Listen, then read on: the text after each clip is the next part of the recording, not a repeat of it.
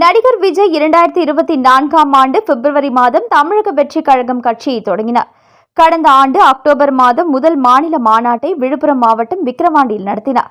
பெரியார், அம்பேத்கர், வேலு நாச்சியார், அஞ்சலை அம்மாள் உள்ளிட்டோரை தனது கொள்கை தலைவர்களாக அறிவித்தார். திராவிடமும் தமிழ் தேசியமும் தனது கொள்கைகள் என்று அறிவித்தார். மேலும் பாஜகவை கொள்கை எதிரி என்றும் திமுகவை அரசியல் எதிரி எனவும் விஜய் மாநாட்டில் அறிவித்தார். அதே சமயம் விஜய் கட்சி தொடங்கி இருந்தாலும் ஆக்டிவ் அரசியலுக்குள் இன்னும் நுழையவில்லை என்ற குற்றச்சாட்டு இருந்து வருகிறது.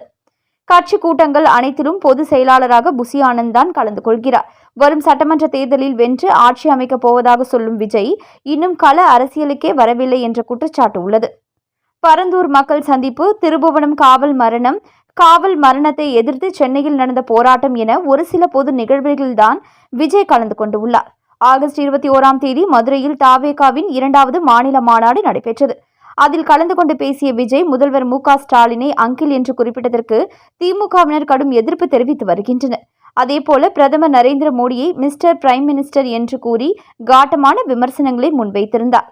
இந்த நிலையில் கள்ளக்குறிச்சியில் நேற்று இரவு பாஜக பொதுக்கூட்டம் நடைபெற்றது.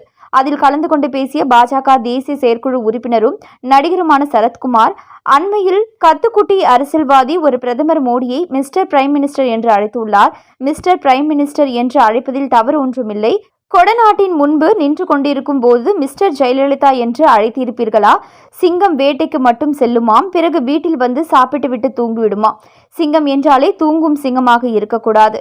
விஜய் தன்மையற்று பேசியதால் அவர் குறித்து நான் பேசுகிறேன். இல்லை என்றால் அவரை பற்றி நான் பேசியிருக்க மாட்டேன். முதல்வர் மு.க.ஸ்டாலினையும் அங்கிள் என்று கூறுகிறார். எப்படி வேண்டுமானாலும் அழைக்கலாம். ஆனால் தரம் என்று ஒன்று இருக்கிறது அல்லவா? பிரதமர், முதல்வர் ஆகியோர் மக்களால் தேர்ந்தெடுக்கப்பட்ட பிரதிநிதிகள். தனி மனிதர்களுக்கு மரியாதை கொடுக்கவில்லை என்றாலும் அந்த பதவிக்கு மரியாதை கொடுக்க வேண்டும். விஜய் முதலில் தரத்தை கற்றுக்கொள்ள வேண்டும். விஜய் தைரியம் இருந்தால் என்னுடன் பேசட்டும். பேச்சில் தரம், நியாயம், தர்மம், உண்மை இருக்க வேண்டும் என்று காட்டமாக பேசியிருந்தார். சில ஆண்டுகளுக்கு முன்பு வெளியான வாரிசு திரைப்படத்தில் விஜயின் தந்தையாக நடிகர் சரத்குமார் நடித்திருந்தார். அதேபோல ராதிகா சரத்குமாரும் விஜயும் நல்ல நண்பர்களாக உள்ளனர். சரத்குமார் பாஜகவில் இணைந்த பிறகு விஜயை கடுமையாக விமர்சனம் செய்து வருகிறார் என்பது குறிப்பிடத்தக்கது. மேலும் இதுபோன்ற முக்கிய செய்திகளை உடனுக்குடன் நீங்க தெரிஞ்சுக்கணும்னா நியூஸ் இன்ஃபோ தமிழ் சேனலை சப்ஸ்கிரைப் பண்ணிக்கோங்க.